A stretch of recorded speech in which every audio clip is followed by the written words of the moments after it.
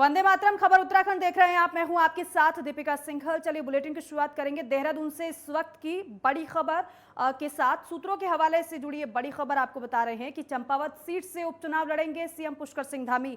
BJP केंद्रीय नेतृत्व ने हरी झंडी दिखा दी है इसको। सीएम धामी ने दिल्ली में नेताओं के साथ मंथन किया था। चंपावत से कैलाश गहतोड़ी है बीजेपी के विधायक। उत्तराखंड के मुख्यमंत्री पुष्कर सिंह धामी, सूत्रों के मुताबिक ये जानकारी है कि विधानसभा की चंपावत सीट से ही उपचुनाव लड़ेंगे। सूत्रों के अनुसार बीजेपी के केंद्रीय नेतृत्व ने इसके लिए धामी को हरी झंडी दे दी है। धामी ने अपने 3 दिनों के दिल्ली दौरे के दौरान इस संबंध में केंद्रीय नेताओं के साथ मंथन किया।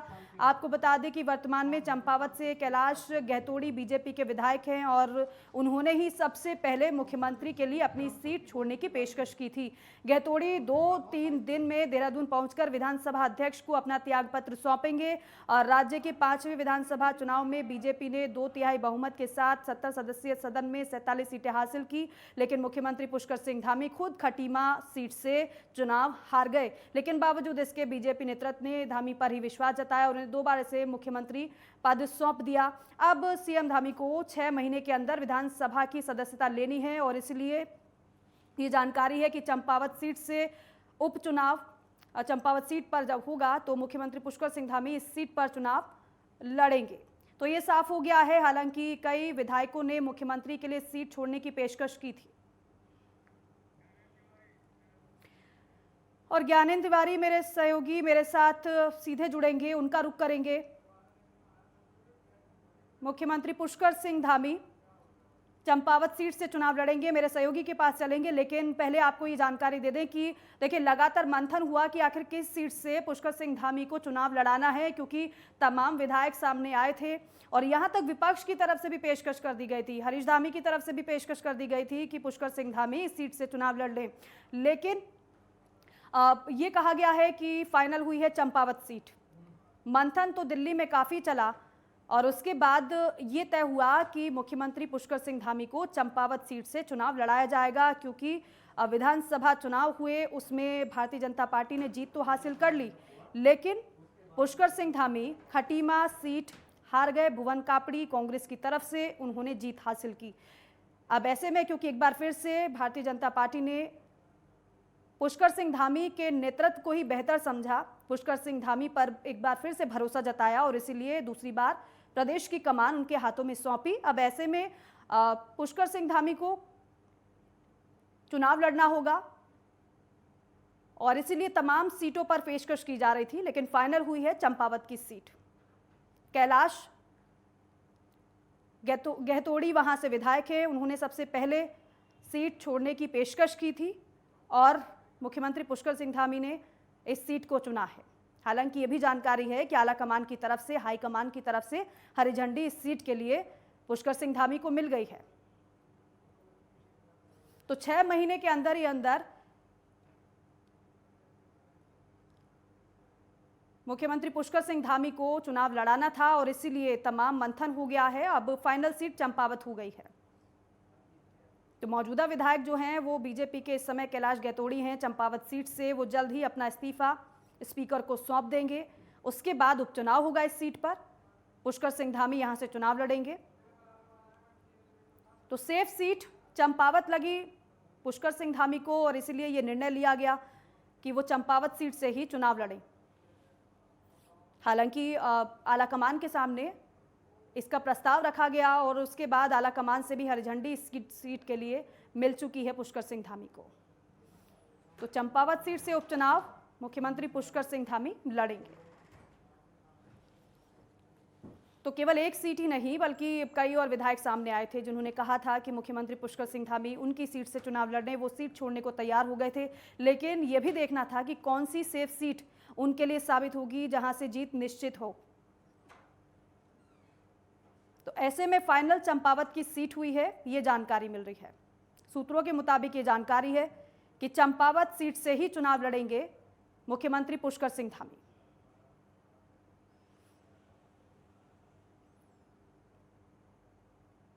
तो देखिए 6 महीने के अंदर ही चुनाव लड़ना होगा पुष्कर सिंह धामी को और इसलिए अब जल्द ही ये प्रक्रिया पूरी की जाएगी।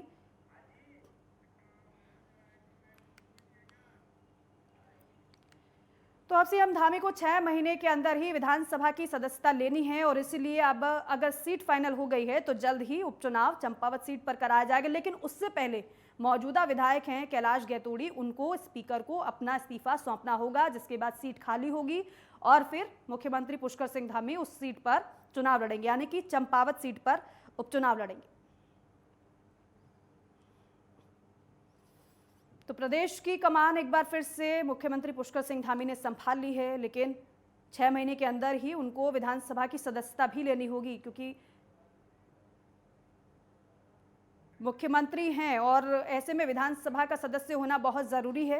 इसलिए किसी भी सीट से उनको चुनाव लड़ना तो होगा ही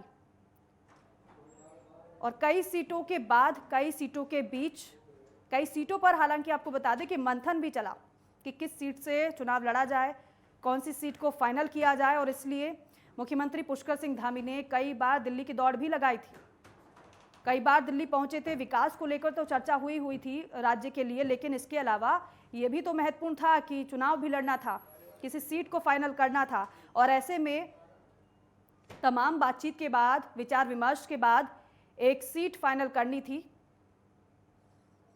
तो तमाम चर्चा के बीच एक बड़ी खबर आ रही है। काशीपुर पहुंचे हैं सीएम पुष्कर सिंह धामी। आधुनिकीकरण और नवीनीकरण के कार्यों का लोकार्पण, राजकीय विद्यालयों में आधुनिकीकरण का काम हुआ है। ये अहम जानकारी। प्राइम लाइफ सुपर स्पेशलिटी अस्पताल का लोकार्पण करेंगे मुख्यमंत्री पुष्कर सिंह धामी। शाम 6 बजे काशीपुर देहरादून लौटेंगे सीएम पुष्कर सिंह धामी। ये अहम जानकारी कि काशीपुर पहुंच चुके हैं मुख्यमंत्री पुष्कर सिंह धामी, जहां पर उन्हें लोकार्पण करना है और ये जानकारी मिल रही है। तो राजकीय विद्यालयों में आधुनिकीकरण का काम किया जा रहा है। सुपर स्पेशलिटी अस्पताल का आज मुख्यमंत्री की तरफ से लोकार्पण किया जाएगा। नवीनीकरण के कार्यों का लोकार्पण मुख्यमंत्री करेंगे। दूसरी बार मौका है और दूसरी बार बेहतर काम करना है और इसीलिए जो वादे किए उन वादों के अनुसार, बल्कि ये कहा जाए कि उन वादों से और भी ज़्यादा काम करके दिखाना है और इसीलिए लोकार्पण का सिलसिला भी शुरू हो गया है। तो राजकीय विद्यालयों में आधुनिकीकरण का लोकार्पण मुख्यमंत्री पुष्कर सिंह धामी करेंगे। सुपर स्पेशलिटी अस्पतालों का लोकार्पण मुख्यमंत्री को करना है, जिससे राज्य में बेहतर सुविधा लोगों को दी जा सके।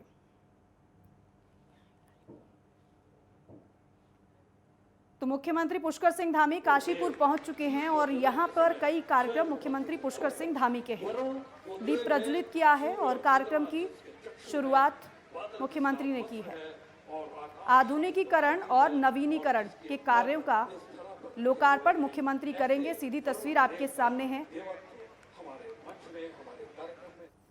और इसी बीच एक और बड़ी खबर उत्तराखंड में जारी रहेगा गर्मी का सितम। ये जानकारी है, आने वाले दिनों में बारिश के कोई भी आसार नहीं है।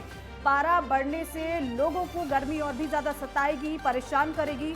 मौसम विज्ञान केंद्र ने ये पूर्वानुमान जारी किया है।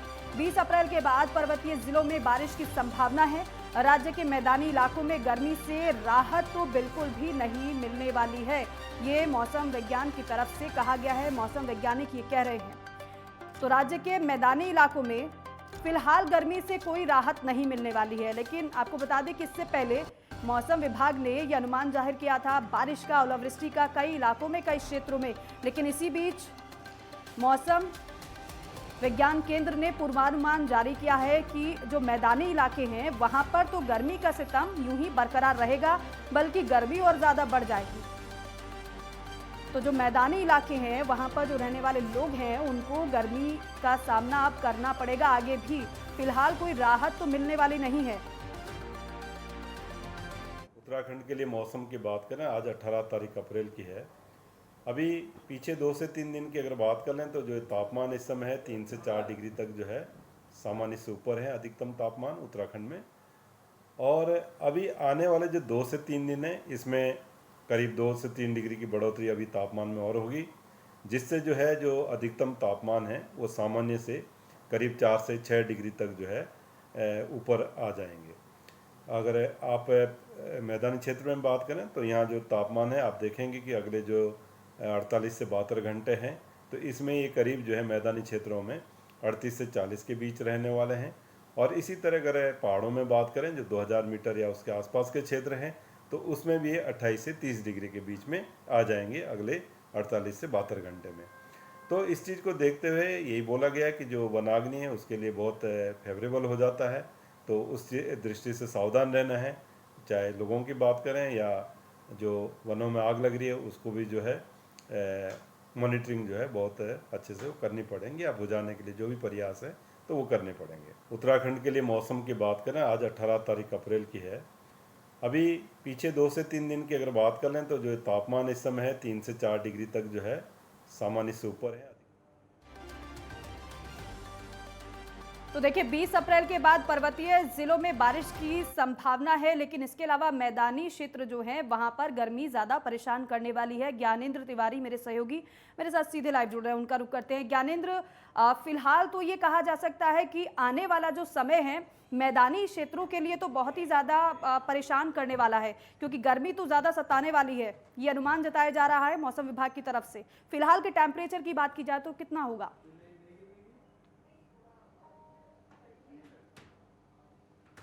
देखिए, अगर हम बात करें उत्तराखंड की जो मैदानी इलाके हैं, लगातार जो है यहाँ जो तापमान है बढ़ते चले नजर आ रहे हैं। खासतौर पे देहरादून की बात करें, हरिद्वार की बात करें तो हरिद्वार में सबसे ज़्यादा जो तापमान है वो देखने को मिल रहा है। और ऐसे में देहरादून के अलावा हरिद्वार, ऊधम सिंह नगर, इन 3 जिलों में जो भी जिलों में हर स्थान पे जिस तरीके से तापमान में जो बढ़ोतरी है वो देखने को मिल रही है।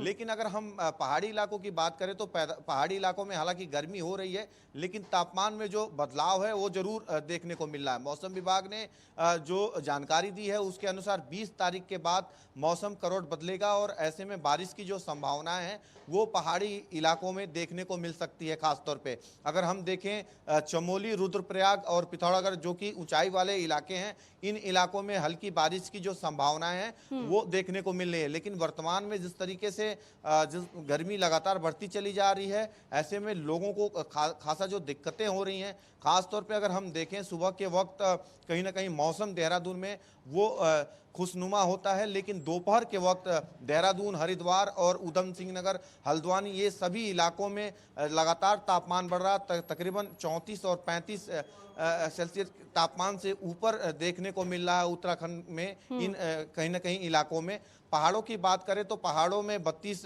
के करीब जो तापमान है वो कहीं ना कहीं देखने को मिल रहा है, चाहे वो चमोली हो, पौड़ी हो, इन इलाकों में। हालांकि ये गर्म इलाके हैं, पौड़ी में थोड़ी गर्म देखी जाती है मई और जून के महीने में, लेकिन अप्रैल के महीने में इस तरह की गर्मी कहीं ना कहीं कई सालों का रिकॉर्ड तोड़ने का काम कर रही है। ये आलम पहाड़ों में देखा जा रहा है, क्योंकि हमने कई वर्षों से देखा भी है, वैज्ञानिक भी मान रहे हैं कि पिछले कई वर्षों में इतनी गर्मी जो है पहाड़ी इलाकों में भी नहीं हुई है, जिस तरीके की गर्मी अप्रैल के महीने में ही उत्तराखंड के पहाड़ी इलाकों में देखने को मिल रही है। लेकिन जिस तरीके से मौसम विभाग ने संभावनाएं जाहिर की हैं कि 20 तारीख के बाद लोगों को राहत मिलेगी, और ऐसे में देखा जाए तो उत्तराखंड तमाम जगहों से, देश के कोने कोने से जो लोग हैं वो गर्मी के महीने में कहीं ना कहीं पर्यटक अधिक से अधिक संख्या में यहाँ सैलानी आते हैं, और ऐसे में यहाँ कहीं ना कहीं खुशनुमा मौसम होता है, ठंडा मौसम होता है। लेकिन गर्मी जरूर यहाँ बढ़ी है, चाहे वो मसूरी की बात करें, नैनीताल की बात करें। खुशनुमा होने वाला है, लेकिन दूसरी तरफ मैदानी इलाकों में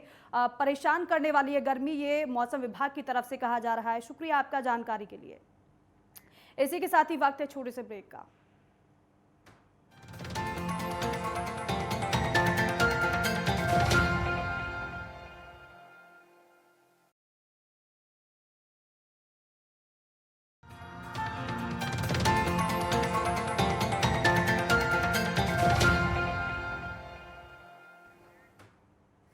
ब्रेक के बाद स्वागत है आप सभी का। उत्तराखंड में राष्ट्रीय कृमि मुक्ति दिवस का शुभारंभ किया गया। इसका शुभारंभ खुद उत्तराखंड के स्वास्थ्य मंत्री डॉक्टर धन सिंह रावत ने किया है। इस मौके पर स्वास्थ्य विभाग के बड़े अफसर और स्कूली छात्र छात्राएं मौजूद रहे। इस दौरान स्वास्थ्य मंत्री डॉक्टर धन सिंह रावत ने कहा कि राज्य में 1 से लेकर 19 साल तक के सभी बच्चों को उनके घर जाकर दवाई दी जाएंगी, साथ ही साथ स्कूल में भी ये दवाएं दी जाएंगी। स्वास्थ्य महानिदेशक का कहना है कि अभियान को 100% तक सफल बनाना है।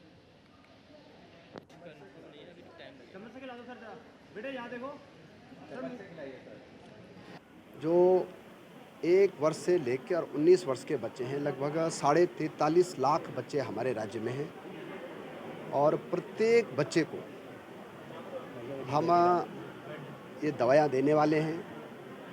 जो बच्चे स्कूल में मिलेंगे उनको स्कूल में दी जाएगी, जो बच्चे घरों में हैं उनको घरों में दी जाएगी और घर घर जाके इस अभियान में हम तेज़ी ला रहे हैं। और आज जो कृमि दिवस है, आज हमने इस अभियान का शुभारंभ किया है। जो हमारा राष्ट्रीय कृमि मुक्त दिवस जो है, ये 12वां कृमि मुक्त दिवस है और इसमें हम लोग जो है 1 से 19 साल के बच्चों को जो है एल्बेंडाजोल जो एंटी डीवेनिंग होती है उसको जो दवाई दी जाती है और ये हम लोग का साल में 2 बार होता है और इसमें हमारे कम से कम हमारे जो लगभग जो हैं 43.55 लाख बच्चों को जो है ये दवाई पिलाई जाएगी, कहीं पे खिलाई जाएगी और जो हमारे 1 साल से लेके जो 2 साल के बच्चों को है वो आधी गोली दी जाएगी और 2 साल से लेके 19 साल के बच्चों को 1 गोली खिलाई जाएगी। और कांग्रेस के वरिष्ठ नेता यशपाल आर्य ने आज नेता प्रतिपक्ष का पद विधानसभा में संभाला। इस दौरान भारी संख्या में कांग्रेस के कार्यकर्ता भी मौजूद रहे। साथ ही साथ कांग्रेस के प्रदेश अध्यक्ष करण माहरा, प्रदेश प्रभारी देवेंद्र यादव, पूर्व मुख्यमंत्री हरीश रावत समेत 2 दर्जन विधायक भी मौजूद रहे। पदभार संभालने के बाद नेता प्रतिपक्ष यशपाल आर्य ने कहा कि मैं अपनी जिम्मेदारी को बखूबी निभाऊंगा और अपने सभी विधायकों को साथ लेकर चलूंगा। मैं आपके माध्यम से कहना चाहता हूं कि इस दायित्व का निर्वहन हम सब मिलकर कांग्रेस विधानमंडल दल यशपाल आर्य पूरी निष्ठा के साथ, पूरे समर्पण के साथ और पूरी गंभीरता के साथ निभाने का काम हम करेंगे। निश्चित रूप से कांग्रेस ने हमेशा सिद्धांतों और मूल्यों की राजनीति की है और हम सदन में लोकतांत्रिक प्रक्रिया के तहत उन मुद्दों को, उन ज्वलंत प्रश्नों को और जो जनता की प्रदेश के आवाम की आवाज़ है, मुखर होकर हम उठाएंगे। हाँ, ये बहुत आज खुशी का दिन है और बड़ी उम्मीदें हैं श्री यशपाल आर्य जी से। वो उनकी सीनियरिटी, उनका अनुभव राज्य के लिए, यहाँ के लोकतंत्र के लिए, विशेष तौर पर संसदीय लोकतंत्र के लिए, विधायी लोकतंत्र के लिए बहुत बड़ी एसेट हो सकता है, बहुत बड़ी उपलब्धि हो सकता है। मैं नेतृत्व को बहुत धन्यवाद देना चाहता हूँ कि उन्होंने एक अति परिपक्व, जो इस विधानसभा का सबसे परिपक्व विधायी सदस्य है, उनको हमारा लीडर अपोजिशन बनाया है। और उत्तराखंड में बीजेपी के संगठन स्तर पर कई सारे बदलाव होने जा रहे हैं। बीजेपी प्रदेश अध्यक्ष मदन कौशिक ने बताया है कि दिल्ली में हाईकमान के साथ हुई बैठक में पार्टी संगठन के अंदर कई बदलाव को लेकर मंथन हुआ है। पार्टी स्तर पर बदलाव करने को लेकर मंथन चल रहा है। खास तौर पर बीजेपी प्रदेश में संगठन स्तर पर पार्टी जिलों की बढ़ोतरी पर मंथन कर रही है। वर्तमान में पार्टी के अंदर संगठनात्मक स्तर पर 14 जिले हैं जिसको बढ़ाया जा सकता है। इस पर अभी वर्क चल रहा है कि हम लोग जब दिल्ली बैठे थे तो वहाँ इस प्रकार की चर्चा आई थी कि संगठन की दृष्टि से कुछ जिलों को बढ़ाने की आवश्यकता है, खासतौर पर जो बड़े ज़िले हैं जहाँ विधानसभाएं 5 या उससे ज़्यादा है। तो इस प्रकार का एक होमवर्क हम लोग कर रहे हैं। जल्दी इस पर कुछ नीतिगत निर्णय होगा, तब इसको आगे बढ़ाएंगे। और बाजपुर में कैबिनेट मंत्री गणेश जोशी के पहली बार आगमन पर पार्टी कार्यकर्ताओं ने कैबिनेट मंत्री का जोरदार स्वागत किया। इस दौरान उन्होंने प्रदेश सरकार द्वारा लगातार विकास कार्य कराए जाने की बात कही।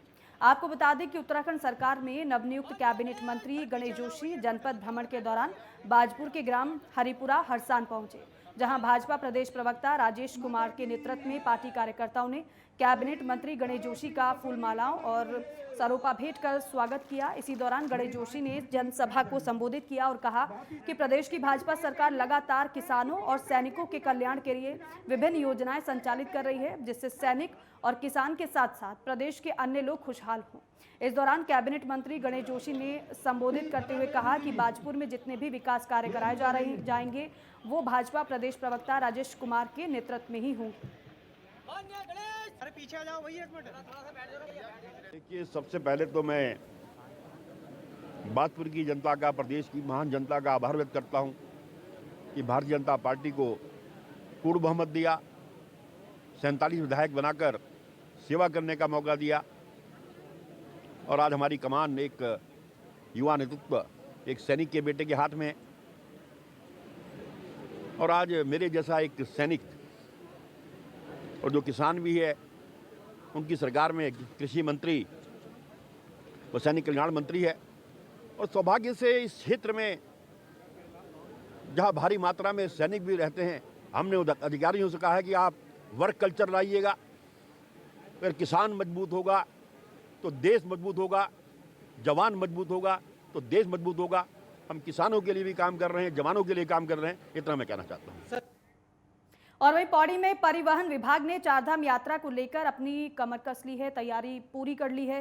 पौड़ी से होकर गुजरने वाली चारधाम यात्रा पर परिवहन विभाग की टैक्सी और बस चालकों पर पैनी नजर रहेगी, जिससे सभी चालक ओवरलोडिंग ना कर पाएं और यातायात नियमों का भी खास ख्याल चारधाम यात्रा के दौरान रख पाएं।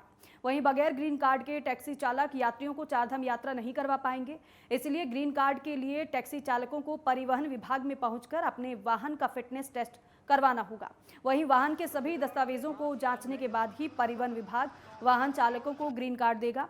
वहीं सड़कों की हालत को भी चारधाम यात्रा के मद्देनजर सुधारा जा रहा है। देखिए, चारधाम की जो हमारी तैयारियां हैं वो प्रारंभ हो चुकी हैं और परिवहन विभाग जो है पूर्व की तरह ग्रीन कार्ड यहाँ पे बनाएगा। हमारे पौड़ी कार्यालय में ग्रीन कार्ड बनाए जाएंगे। इसके अलावा हमारे जितने भी मार्ग हैं उनका एक सर्वेक्षण जो हम लोग करवा रहे हैं कि जिससे कि वहाँ पर जो भी दुर्घटना संभव क्षेत्र हो या कहीं मार्ग अवरुद्ध हो तो वहाँ पर निर्माणदायी संस्था से कोऑर्डिनेशन करके उस मार्ग को ठीक किया जा सके। ये है साथ में जितने यात्रा मार्ग है वहाँ पर हमारे जो इन्फोर्समेंट के जो दल हैं वो लगातार चेकिंग करेंगे, जिससे कि किसी प्रकार से कोई दुर्घटना न हो, लोग ओवरलोडिंग न करें, शराब पी के गाड़ी को न चलाएं, तेज़ रफ्तार में गाड़ी को न चलाएं। और इन्हीं खबरों के साथ ही खबर उत्तराखंड में बस इतना ही। आप देखते रहिए नेटवर्क 10। जय हिंद।